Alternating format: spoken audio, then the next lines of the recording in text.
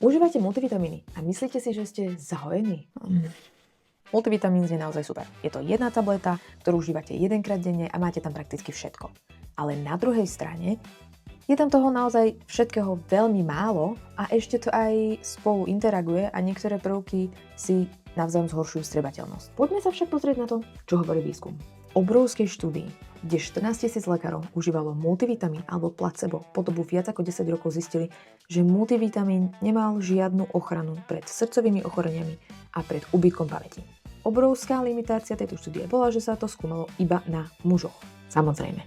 V ďalšej obrovskej štúdii, kde bolo 20 000 starších dospelých, to znamená 60+, zistili, že multivitamín nezabránil srdcovým ochoreniam ani rakovine. Ale 3 podštúdie na pamäť zistili, že ľudia, ktorí užívali multivitamín, mali kogníciu na úrovni mozgu, ktorý je o 3 roky mladší. Alebo ako to mám preformulovať?